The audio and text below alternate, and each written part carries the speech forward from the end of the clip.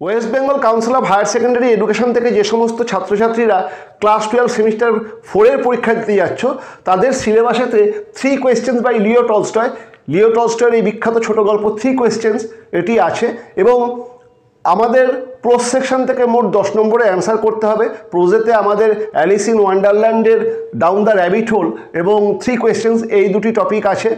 এর মধ্যে 4টি মানে দুটি থেকেই দুটি করে শর্ট প্রশ্ন 2 নম্বরের শর্ট প্রশ্ন দেওয়া হবে, তার মধ্যে যে কোনো দুটো আমাদের করতে হবে এবং দুটি থেকেই ডাউন দ্য র্যাবিট হোল এবং 3 কোয়েশ্চেন্স থেকে একটি করে বড় প্রশ্ন 6 নম্বরে দেওয়া থাকবে, তার মধ্যে একটি আমাদেরকে করতে হবে। কাজে আমাদের 3 কোয়েশ্চেন্স খুব ভালোভাবে তৈরি করতে হবে। যে শর্ট প্রশ্ন আমাদের আসতে পারে সেগুলো আমাদের তৈরি করতে হবে, যে বড় প্রশ্ন আসতে পারে সেগুলোকেও তৈরি করতে হবে, কারণ কোনোটা তো ছেড়ে আসার ব্যাপার নেই। কাজে আমাদেরকে ভালো করে 3 কোয়েশ্চেন্স পড়তে হবে। যাই হোক, আজকে আমরা 3 কোয়েশ্চেন্স বাই লিও টলস্টয় এই গল্পটির বড় গল্প, কিন্তু খুব ভালো গল্প, পড়ে খুব আনন্দ পাওয়া যায় এবং পড়তে খুব ভালোও লাগে, সেই গল্পটির পার্ট 1 অংশ আমরা পড়ব। যদিও আলাদা করে পার্ট 1 পার্ট 2 করে এই গল্পটির ভাগ করা নেই, আমরা আমাদের সুবিধার্থে পার্ট 1 বলে ভাগ করে নিচ্ছি, যেখানে আমরা গল্পটির অর্ধেক পড়ব এবং নেক্সট ক্লাসেতে বাকি অংশটি পড়ব। ওকে, যাই হোক, 3 কোয়েশ্চেন্স পড়ার আগে আরেকটা কথা বলে নিই, যারা এখনও confident English with Partha sir এই এডুকেশনাল চ্যানেলটাকে সাবস্ক্রাইব করোনি, অবশ্যই সাবস্ক্রাইব করে নিও। ভিডিওটা ভালো লাগলে লাইক করো, হাইপ করো আর বন্ধুদের মধ্যে শেয়ার করে দিও।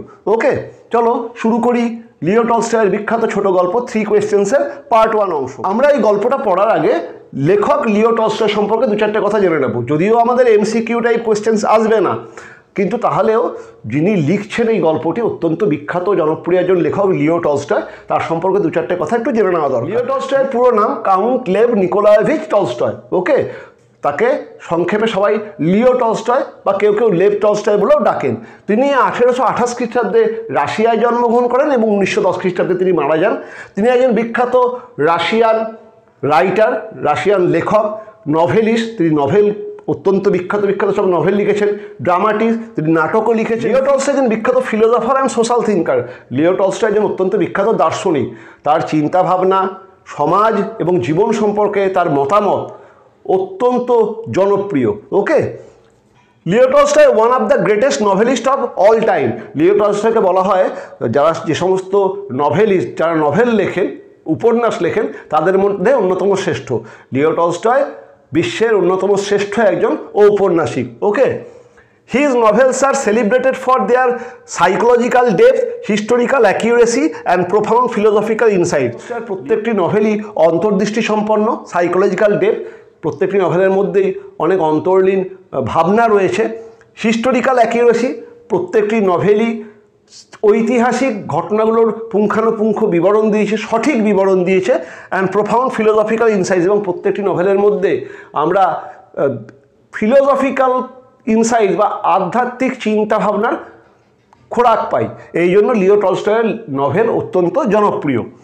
Introduce realism in Russian literature, influence Dostoevsky, Maxim Gorky, Chekhov. টলস্টয়ের নভেলকে আমরা বলি রিয়েলিস্টিক নভেল। তার নভেলগুলির মধ্যে সমস্ত বাস্তব ঘটনারই প্রতিফলন পাওয়া যায় এবং তিনি এই রিয়েলিজমকে রাশিয়ান লিটারেচারে ইন্ট্রোডিউস করেন। টলস্টয়ের লেখা দ্বারা বিখ্যাত বেশ কয়েকজন রাশিয়ান নভেলিস্ট অনুপ্রাণিত হয়েছিলেন। তাদের মধ্যে Dostoevsky, Maxim Gorky, Anton Chekhov, এই সমস্ত বিখ্যাত ব্যক্তিত্বের নাম করা যায় যারা লিও টলস্টয়ের লেখা দ্বারা অত্যন্ত প্রভাবিত হয়েছে। লিও টলস্টয় নন ভায়োলেন্স বা অহিংসায় অত্যন্ত বিশ্বাসী ছিলেন এবং তার সেই চিন্তা পরবর্তী ক্ষেত্রে বিখ্যাত 2 সমাজ সংস্কারক আমাদের মহাত্মা গান্ধী এবং আমেরিকা যুক্তরাষ্ট্রের মার্টিন লুথার কিং জুনিয়র, তাদের দুজনকে খুব প্রভাবিত করেছিল।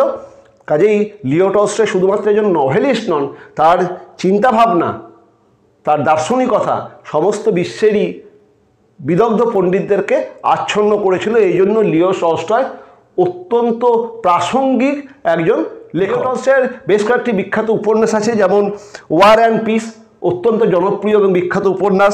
আনা কারেনিনা, এটিও অত্যন্ত জনপ্রিয় এবং বিখ্যাত উপন্যাস। রেজারেকশন বা পুনর্জাগরণ, এটিও একটি অত্যন্ত নামকরা উপন্যাস। এবং ডেথ অফ ইভান ইলিচ, এটাও খুব নামকরা এবং একাধিক আরও তিনি লিখেছেন। আমরা এরপরে লিও টলস্টয় সম্পর্কে এগুলো জানলাম। 3 কোয়েশ্চেন্স, এই যে গল্পটা আমরা পড়তে যাচ্ছি এই গল্প সম্পর্কে একটু জেনে নিই। A short story first published in 1885 as part of his collection What Men Live By and Other Tales. 3 questions। এই ছোট গল্পটি 1885 সালে লিও টলস্টয়ের গল্পের একটি সমগ্র what men live by and other tales তাতে প্রথমবারের জন্য প্রকাশিত হয়। এই গল্পটিতে কি আছে? দ্য স্টোরি রিফ্লেক্টস টলস্টয়ের philosophical and moral beliefs, particularly his ideas on wisdom, time and human responsibility। এই গল্পে টলস্টয়ের যে দার্শনিক চিন্তাভাবনা, তার যে মরাল বিলিফ, তিনি যেটা বিশ্বাস করতেন, সেই সমস্তই এই গল্পের মধ্যে ফুটে উঠেছে। Particularly his ideas on wisdom, time and human responsibility, জ্ঞান মানুষের কেমন হওয়া উচিত, সময়ের ব্যবহার মানুষের জীবনে কেমন হওয়া উচিত, বা মানুষের দায়িত্ববোধী বা কী হওয়া উচিত, এই সমস্ত জটিল চিন্তাভাবনা তিনি এই গল্পের মাধ্যমে, 3 কোয়েশ্চেন্স এই গল্পটির মাধ্যমে খুব সহজভাবে বুঝিয়েছেন। এই গল্পটি শুধুমাত্র সে যুগের জন্য না, আজকের জন্য অত্যন্ত প্রাসঙ্গিক একটা গল্প। Okay, we are very like the tsar. এই গল্পে আমরা একজন জার হচ্ছে রাশিয়ান টাইটেল, যার মানে হচ্ছে প্রভু বা একটি বিস্তীর্ণ অঞ্চলের অধিপতি। গল্পে আমরা একজন জারের কথা পাই। জারের মনেতে একবার 3টি গুরুত্বপূর্ণ প্রশ্নের উদয় হয়। সেই প্রশ্ন 3টে হলো যে কোনো কাজ শুরুর সঠিক সময় কোনটি, কোনো কাজ শুরুর সঠিক সময় কোনটি, মানুষ কার কাছ থেকে উপদেশ নেবে এবং কাদের কাছ থেকে উপদেশ নেবে না, এবং কোন কাজটি মানুষের জীবনে সবথেকে বেশি গুরুত্বপূর্ণ, একাধিক কাজের মধ্যে কোন কাজটি সবথেকে বেশি গুরুত্বপূর্ণ এবং প্রথমেই করা দরকার। এই 3টি গুরুত্বপূর্ণ প্রশ্ন জারের মাথাতে আসে এবং সেই প্রশ্নের উত্তর পাওয়ার জন্য তিনি তার অঞ্চলের সমস্ত জ্ঞানীগুণী ব্যক্তিদেরকে আহ্বান করেন, তাদেরকে পুরস্কার দেবেন এই ঘোষণাও করেন, কিন্তু কেউই তাকে সঠিক উত্তর দিতে পারেন। এরপরে যার একজন জ্ঞানী সন্ন্যাসী বা ওয়াইজ হারমিট তার কাছে যান এবং তার কাছ থেকে সেই প্রশ্নের উত্তর তিনি সংগ্রহ করেন। কিন্তু কিভাবে সেই প্রশ্নের উত্তর যার পেলেন এবং কি উত্তরই বা তার প্রশ্নের তিনি পেলেন, সেটাই আমরা এই 3 কোয়েশ্চেন বা 3টি প্রশ্ন এই গল্পের মাধ্যমে জানবো। So we are very like the tsar. এবং এই গল্পটা পড়ার পরে আমরা নিজেরাও দেখবো যে আমরাও যেন সেই জার, আমাদের মনের মধ্যেও সেই একই প্রশ্ন, জারের মনে যে প্রশ্ন এসেছিল যে কোন সময় কোনো কাজের জন্য সঠিক সময়, কার উপদেশ গ্রহণ করা দরকার এবং কাদের নয়, এবং সমস্ত কাজের মধ্যে কোনটির গুরুত্ব বেশি। এই প্রশ্নগুলো প্রত্যেকটি মানুষের জীবনের অন্যতম প্রধান প্রশ্ন। এখনও এই প্রশ্নগুলোর যৌক্তিকতা রয়েছে, সেই জন্যই এই গল্পটি পড়তে আমাদের অত্যন্ত ভালো লাগে। So we are very like the tsar, always in a mental dilemma to find out our right guide. আমরাও যেন সেই জারের মতোই, আমরা সবসময় একটা মানসিক দোলাচলে, একটা ডিলেমা মানে হচ্ছে মানসিক দোলাচল, একটা মানসিক দোলাচলের মধ্যে থাকি যে কাদের কথা আমরা শুনবো, কাদেরকে আমরা গুরু করব বা কাদের গাইডেন্স আমরা নেব। We can't decide when we should begin an act and we hesitate to decide the correct mission of life। কোন সময় কোনো কাজ শুরু করব সেই বিষয়ে আমরা দ্বন্দ্বে থাকি, এবং আমাদের জীবনের লক্ষ্য কোনটা আমাদের জীবনের লক্ষ্য হওয়া উচিত সে বিষয়েও আমরা সবসময় একটা মানসিক দোলাচলের মধ্যে থাকি। This story has an universal social appeal. সেই জন্য এই গল্পটি একটি চিরস্থায়ী সামাজিক গুরুত্ব রয়েছে, সেই জন্যই এই গল্পটা আজকে আমরা পড়তে যাচ্ছি। ওকে, তাহলে এই গল্প সম্পর্কে এবং লিও টলস্টয় সম্পর্কে আমরা জেনে নিলাম। এরপরে চলো 3 কোয়েশ্চেন্স এই গল্পের প্রথম অংশ। যদিও গল্পটির মধ্যে কোনো ভাগ নেই, আমরা আমাদের সুবিধার্থে মানে অর্ধেক পড়বো, তাকে আমরা পার্ট 1 বলছি, সেটা শুরু। It once occurred to a certain jar that if he always knew the right time to begin everything, if he knew who were the right people to listen to and whom to avoid, and above all, if he always knew what was the most important thing to do, he would never fail in anything he might undertake। প্রথম সেন্টেন্সটাই বেশ বড় এবং সেখানেতেই 3টি প্রশ্নকে বলে দেওয়া হয়। It once occurred to a certain jar, একজন জারের মাথাতে এটা উদয় হলো বা এই চিন্তাটা এলো। জার দেখো নিচেতে দেওয়া আছে, জার হচ্ছে title of A Russian ruler, একজন রাশিয়ান প্রভুর যে টাইটেল তাকে আমরা জার বলি। তাই এরকমই একজন জারের, রাশিয়াতে একাধিক জার রয়েছে, তাই একজন জারের মাথাতে কয়েকটি প্রশ্নের উদয় হলো। সেই প্রশ্নগুলো কি কি? That if he always knew the right time to begin everything, তিনি যদি জানতেন যে কোন সময় প্রত্যেকটি কাজ করার জন্য সঠিক সময়, এটা হলো 1 নম্বর প্রশ্ন। If he knew who are the right people to listen to and hmm to avoid, তিনি যদি জানতেন কোন মানুষের কথাকে শোনা দরকার এবং কাদের কথা শোনা দরকার। And above all, if he always knew what was the most important thing to do, he would never fail in anything he might undertake. এবং তিনি যদি জানতেন যে তার জীবনের সবথেকে গুরুত্বপূর্ণ কোন জিনিস যেটা করা তার দরকার, তার জীবনের জন্য সবথেকে গুরুত্বপূর্ণ কোন জিনিস যেটা তার তৎক্ষণাৎ করা দরকার, এই তিনটে প্রশ্নের উত্তর যদি তিনি জানতেন তাহলে তিনি যে কাজেই হাত দিন সেই কাজ তার সফল হতো না, তিনি কোনো কাজেই ব্যর্থ হতেন না। And this thought having occurred to him he had it proclaim throughout his kingdom that he would give a great reward to any one who would teach him what was the right time for every action and who are the most necessary people and how he might know what was the most important thing to do. তিনি তার এই গোটা রাজ্যেতে, যে অঞ্চলে তিনি রাজত্ব করেন, সেই রাজ্যের সমস্ত জায়গায় ঘোষণা করে দিলেন, প্রোক্লেম মানে ঘোষণা করা, যে ব্যক্তি তার এই 3 প্রশ্নের উত্তর দিতে পারবে তাকে তিনি অনেক অর্থ এবং উপহার দেবেন। যে ব্যক্তি তার এই 3 প্রশ্নের উত্তর দিতে পারবে তাকে তিনি অনেক উপহার দেবেন। কি কি সেই 3 প্রশ্ন আরেকবার সেটা বলে দেওয়া আছে যে what was the right time for every action, প্রত্যেকটি কাজের জন্য সঠিক সময় কোনটি, and who are the most necessary people, এবং কোন ব্যক্তি সবথেকে কোনো মানুষের জীবনে গুরুত্বপূর্ণ, and how he might know what was the most important thing to do, এবং কিভাবে একটি মানুষ জানবে তার জীবনে কোন কাজটির গুরুত্ব সবথেকে বেশি।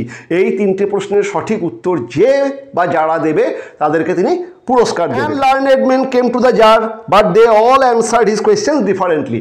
আর এই ঘোষণা যখনই করা হলো তারপরে আমরা দেখছি প্রচুর জ্ঞানী ব্যক্তি, লার্নেড মেন, জ্ঞানী ব্যক্তি, তারা ওই জারের কাছে আসছে এবং তারা একাধিক উত্তর জারকে দিচ্ছে। একাধিক জ্ঞানী ব্যক্তি জারের কাছে এলো, তারা সমস্ত প্রশ্নের উত্তর নিয়ে এসছে, কিন্তু কোনো ব্যক্তির উত্তরের সঙ্গে অন্য কোনো ব্যক্তির উত্তরের কোনো মিল নেই। একটি ব্যক্তি প্রত্যেক প্রশ্নের আলাদা আলাদা উত্তর দিল। In reply to the first question some said that to know the right time for every action one must draw up in advance a table of days, months and years and must live strictly according to it. প্রথম প্রশ্ন, অর্থাৎ কোনো কাজ শুরুর সঠিক সময় কোনটি, এই প্রশ্নের উত্তরে কেউ কেউ বলল যে প্রত্যেকটি মানুষের একটা করে খসড়া তালিকা তৈরি করা নেওয়া উচিত, যেখানেতে দিন, মাস, বছর, প্রত্যেকটি ঘন্টা এরকমভাবে সময়টা যেন একটা ক্যালেন্ডার, সময়ের একটা পরিমাপ করা থাকবে, একটা খসড়া পরিমাপ করা থাকবে, এবং সেই অনুযায়ী সেই সময়ে বা কোন সময়ে কোন কাজটা করা ঠিক হবে মানুষটি সেই তালিকাটি প্রস্তুত করবে এবং সেটাকেই তিনি ফলো করবেন। অর্থাৎ কেউ কেউ বলল একটা খসড়া তালিকা যেখানে দিন, মাস, সময়, ঘন্টা এগুলোর সমস্ত দেওয়া থাকবে এবং কোন সময়ে কোন ঘন্টাতে কোন কাজটা করা ভালো হবে এগুলো সব লিখিত থাকবে এবং সেই মানুষটি সেই চার্টটাকে ফলো করেই তার জীবনের সমস্ত কাজ করবে। Only the set they could everything be done at its proper time, এবং এভাবে যদি সেই চার্ট বা সেই তালিকাটাকে ফলো করা হয় তবেই সমস্ত কাজকে নিখুঁতভাবে সম্পন্ন করা সম্ভব হবে এবং গুরুত্বপূর্ণ কাজগুলোকে সঠিক সময়ে শুরু করা বা শেষ করাটা সম্ভব হবে। Others declared that it was impossible to decide beforehand the right time for every action, কিন্তু কেউ কেউ বলল যে কোনো কাজের সঠিক সময় নির্ণয় করা আগে ভাগে এটা অসম্ভব। কোনো কাজের কোনটা সঠিক সময় এটা আগে ভাগে স্থির করে নেওয়াটা এটা সম্পূর্ণ একটা অসম্ভব প্রক্রিয়া। But that not letting oneself be absorbed in idle pastimes, one should always attend to all that was going on and then do what was most needful. কিন্তু খালি চিন্তা করছি, এই যে খসড়াটা করতে গেলে আগে থেকে চিন্তা করতে হবে, অ্যাডভান্স চিন্তা করতে হবে, এই অ্যাডভান্স চিন্তা না করে তার আশেপাশে যে সমস্ত ঘটনা ঘটছে সমস্ততেই একটা মানুষের পার্টিসিপেট করা বা ইনভলভ হওয়া বা তাতে অংশগ্রহণ করাটা বেশি দরকারি, এবং সেই অংশগ্রহণের মাধ্যমেই সে বুঝতে পারবে কোন জিনিসটার সঠিক সময় কোনটা হওয়া উচিত, কোন জিনিসটা শুরু করা দরকার এবং তার সঠিক সময় কোনটা। বিভিন্ন কাজের মধ্যে অংশগ্রহণের মাধ্যমেই একটা মানুষ সেটা বুঝতে পারবে।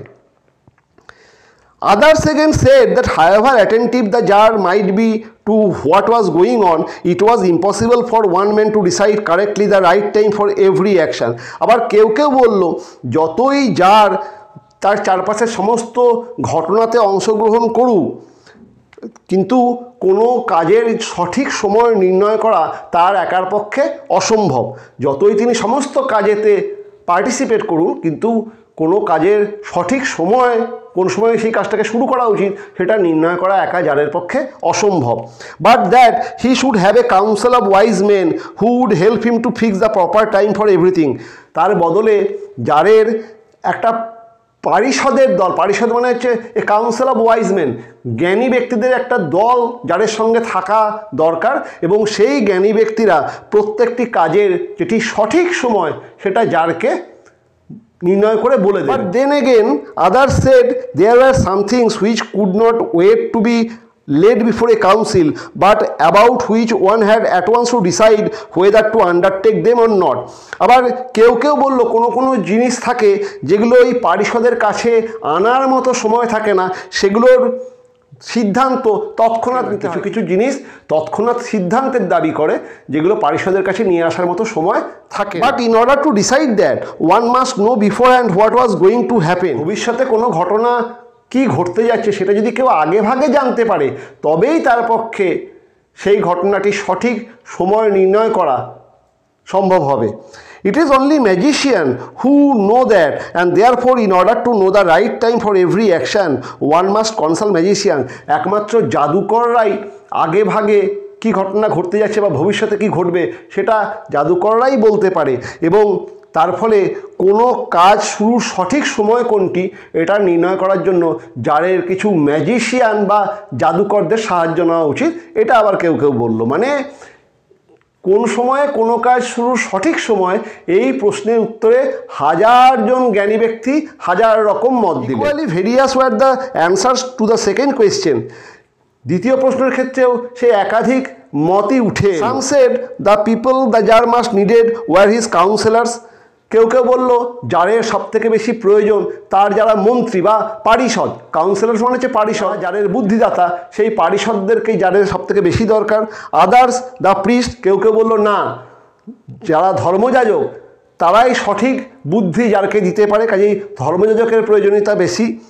আদার্স দ্য ডক্টরস, কেউ কেউ বললো যে না, ডাক্তারের প্রয়োজনীয়তা বেশি, কারণ একটা মানুষের সুস্থ থাকা সেটাই সবথেকে বেশি ইম্পর্ট্যান্ট, কাজেই ডাক্তারের প্রয়োজনীয়তা বা ডাক্তারের কথাই একজন জারের শোনা উচিত। While some said that warriors were the most necessary. আবার কেউ কেউ বললো যে না, যোদ্ধা, একটা সাম্রাজ্যকে টিকিয়ে রাখতে যোদ্ধার প্রয়োজন বেশি, যোদ্ধার কথাই জারের শোনা উচিত। কাজেই কার কথা শুনবো কার কথা শুনবো না এই বিষয়েও বিভিন্ন জ্ঞানী ব্যক্তি বিভিন্ন মত দান করল। To the third question as to what was the most important occupation, some replied that the most important thing in the world was science. তৃতীয় যে প্রশ্ন যে কোন কাজটা সবথেকে বেশি গুরুত্বপূর্ণ, সেই বিষয়েও বিভিন্ন মত উঠে এলো। কেউ বলল যে সায়েন্স বা বিজ্ঞান এই বিষয়টি সবথেকে বেশি গুরুত্বপূর্ণ। Others said it was skill in warfare, কেউ বলল না, যুদ্ধের যে দক্ষতা সেটা বেশি গুরুত্বপূর্ণ। And others again that it was religious worship, কেউ কেউ বললো যে না, রিলিজিয়াস ওয়ার্শিপ বা ধর্মাচরণ এই বিষয়টার গুরুত্ব একটা মানুষের জীবনে সবথেকে বেশি। কেউ বলল বিজ্ঞান, কেউ বলল ধর্মাচরণ, কেউ বলল যুদ্ধে পারদর্শিতা, এইগুলো গুরুত্ব মানুষের জীবনে বেশি, মানে এক্ষেত্রেও ভিন্ন ভিন্ন মত ব্যক্ত হলো। All the answers being different, the jar agreed with none of them and gave the reward to none. কিন্তু প্রত্যেকটি উত্তরই বিভিন্ন রকম হওয়ার জন্য আমরা দেখছি জার কোনো উত্তরটাকেই গ্রহণ করলেন না এবং কাউকেই তিনি পুরস্কার দিলেন না। এটা কিন্তু বড় প্রশ্ন হয়, ছোট প্রশ্ন তো হয়ই, যে all the answers being different the tsar agreed with none of them and gave the reward to none. এই লাইনটা তুলে বড় প্রশ্ন হয়, ছোট প্রশ্ন হয়। ঠিক তেমনি learned men came to the tsar but they all answered his questions differently. এই লাইনটা তুলেও বড় প্রশ্ন হয়, ছোট প্রশ্ন হয়। আবার প্রথমের যে line it once occur to a certain tsar that he always knew the right time to begin everything, ওই লাইনটা যে কী কী জারের মাথায় এসছিল, কোন তিনটে প্রশ্ন এসছিল, এখান থেকেও বড় প্রশ্ন এবং ছোট প্রশ্ন হয়। ওকে, আমরা এইটা পড়ার পরেই এখান থেকে কী কী প্রশ্ন আমাদের করতে হবে তার একটা সাজেশন আমি তোমাদেরকে দিয়ে দেবো এবং সেই প্রশ্নের উত্তরগুলো লিখিয়ে দেবো। নেক্সট পার্টটা দেখি। All the answers being different the tsar agreed with none of them and gave the reward to none. প্রত্যেকটি উত্তর আলাদা হওয়ার জন্য যার কাউকেই পুরস্কার দিলেন না এবং কারোর উত্তরটাই তিনি গ্রহণ করলেন না। But still wishing to find the right answers to his questions he decided to consult a hermit widely renowned for his wisdom.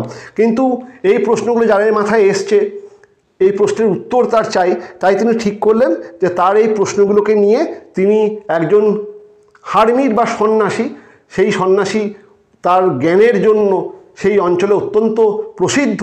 সেই জ্ঞানী সন্ন্যাসীর কাছে তিনি এই প্রশ্নগুলোকে নিয়ে যাবেন এবং সেই প্রশ্নের উত্তর তিনি সেই সন্ন্যাসীর কাছ থেকে জানবেন। The hermit lived in a wood which he never quitted and he receive none but common folk. এই জ্ঞানী সন্ন্যাসী, সে একটি বন, উড মানে হচ্ছে ছোটো বন, তাকে আমরা বলি উড, উড মানে যেমন কাঠ হয়, উড মানে ছোটো বন, এরকম ছোটো বনেতে এই সন্ন্যাসী থাকতেন এবং তিনি সেই অঞ্চল ছেড়ে কোথাও বেরোতেন না। যে জঙ্গলে তিনি থাকতেন সেই জঙ্গল থেকে তিনি কোথাও বেরোতেন না। মানে এই হারমিটের সঙ্গে কথা বলতে গেলে যারকেই হারমিটের কাছে যেতে হবে। অন্যরা যেমন যারের কাছে এসছে, কিন্তু এই হারমিট বা এই জ্ঞানী ব্যক্তির সঙ্গে কথা বলতে গেলে যারকেই এই সন্ন্যাসীর কাছে যেতে হবে। And he receive none but common folk. এবং শুধুমাত্র তাই না, এই হারমিট কোনো রাজা বাদশাকে তার কাছে আসতে দেন না, একমাত্র সাধারণ লোক, কমন ফোক, সাধারণ লোকই এই হারমিটের কাছে যেতে পারে। মানে এই হারমিট, তার কাছে কোনো ধনী রাজা জার তাদেরকে তিনি এন্টারটেন করেন না বা তাদের কথাও তিনি শুনতে খুব একটা আগ্রহী নন। সাধারণ মানুষের সমস্যা তার তিনি সমাধান করেন। কাজেই এই হারমিটের কাছে যেতে হলে জারকে, সেই জারের যে বেশভূষা, তার যে প্রতিপত্তি, সেগুলোকে সব খুলে রেখে সাধারণ মানুষের মতো ড্রেস পরেই যেতে হবে। So the jar put on simple clothes and before reaching the hermit's cell dismounted from his horse and leaving his bodyguard behind he went on alone. যাই হোক, জারের এই প্রশ্নের উত্তরগুলো পাওয়া খুব দরকার, তাই তিনি ঠিক করলেন যে তিনি ওই সাধারণ মানুষের মতোই বেশে হারমিটের কাছে যাবেন।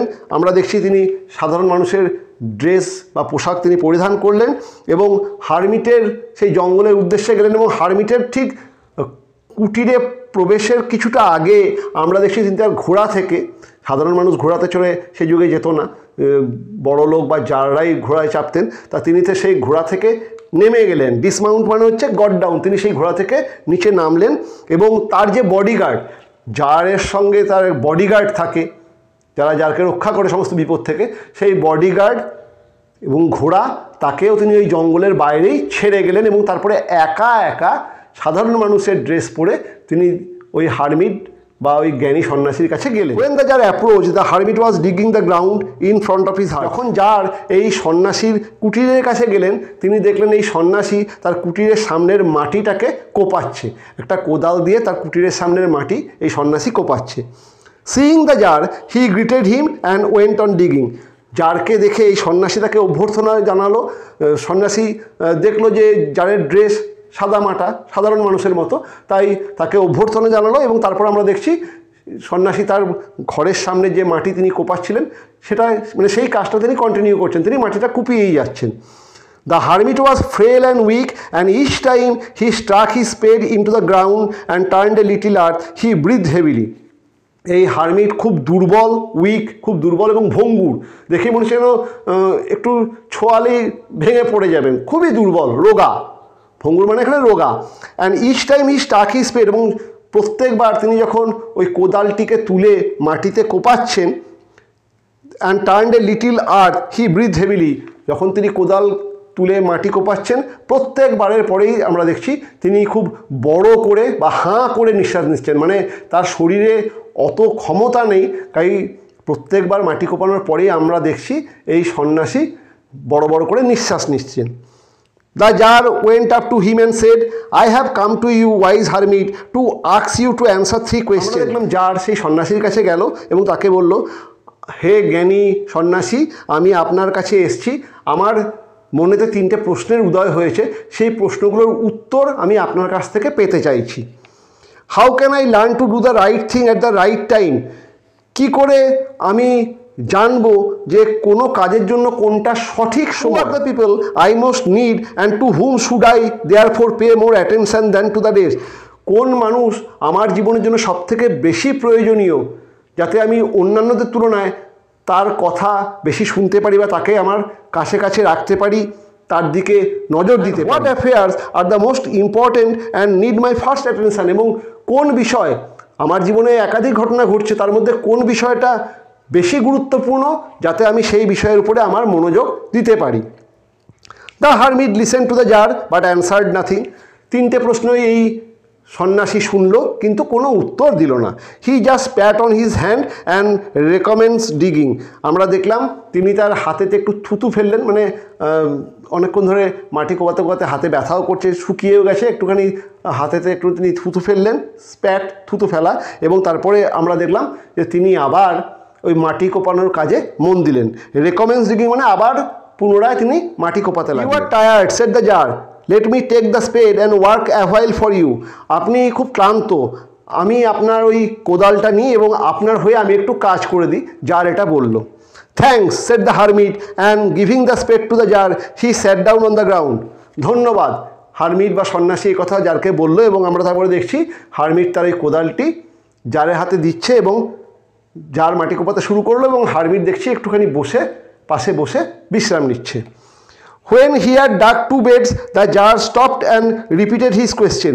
যখন 2 সারি মাটি কোপানো হয়ে গেছে, 2 সারি মানে বেশ অনেকটা জায়গার মাটি কোপানো হয়ে গেছে, তখন আমরা দেখছি এই জার স্টপড, তিনি থামলেন এবং রিপিটেড হিজ কোয়েশ্চেন, তার প্রশ্নগুলোকে আবার তিনি বললেন। The hermit again gave no answer but rose, stretched out his hand for the spade and said, now rest a while and let me work a bit. আমরা দেখছি এই প্রশ্নগুলো শুনে হারমিট কোনো উত্তর আবার দিল না, তার বদলে সন্ন্যাসী উঠে দাঁড়িয়ে তার হাতটা প্রসারিত করছে, মানে যার কাছ থেকে সে যেন কোদালটা নেবে, এবং যারকে বলছি যে এবার আপনি আমাকে কোদালটা দিন, আপনি একটু বিশ্রাম নিন, আমি অনেকটা বিশ্রাম নিচ্ছি, এবার আমি আমার কাজটা করি। But the tsar did not give him the spade and continue to dig. কিন্তু আমরা দেখছি জার প্রশ্নের উত্তর পাননি ঠিকই, কিন্তু তিনি ওই সন্ন্যাসীকে কোদালটা দিলেন না, তার বদলে তিনি আবার মাটি কোপাতে শুরু করলেন। 1 hour passed and another, 1 ঘন্টা কেটে গেল, তারপরে আরও 1 ঘন্টা, মানে সেই সেকেন্ড টাইম প্রশ্ন করার পরে আরও 2 ঘন্টা সময় কেটে গেল। The sun began to sink behind the trees. গাছের পেছনে আমরা দেখছি সূর্য ধীরে ধীরে অস্ত যাচ্ছে। যার অনেকক্ষণ আগে এসছেন, তিনি প্রায় দুপুরের দিকে এসছেন, তারপরে অনেকটা সময় কেটে গেছে, সূর্য আমরা দেখছি ধীরে ধীরে অস্ত যাচ্ছে, অন্ধকার নেমে আসছে।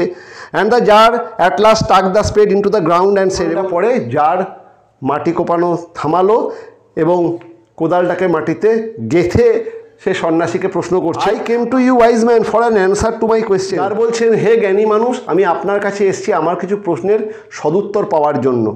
If you can give me none tell me so and I will return home. যদি সেই উত্তরগুলো আপনি না দিতে পারেন আমাকে বলুন, আমি চলে যাব। আমি আপনার কাছে এসেছি আমার মনের মধ্যে কিছু প্রশ্নের উদয় হয়েছে, সেই প্রশ্নগুলোর সঠিক উত্তর পাওয়ার জন্য, কিন্তু সেই প্রশ্নের উত্তর যদি আপনার জানা না থাকে আমাকে বলে দিন, আমি তাহলে চলে যাব। Come someone running said the hermit, let us see who it is. ওই দেখো কেউ একজন দৌড়ে এই কুটিরের দিকেই আসছে, সন্ন্যাসীটি আচমকা বলে উঠল। Late us see who it is, চলো আমরা দেখি কে এইদিকে ছুটে আসছে। এতটা পর্যন্ত আমরা আজকে পড়ব, কারণ এটা গল্পের পুরো হাফ পোর্শন, এবং নেক্সট ক্লাসে আমরা বাকি অংশটা পড়ব।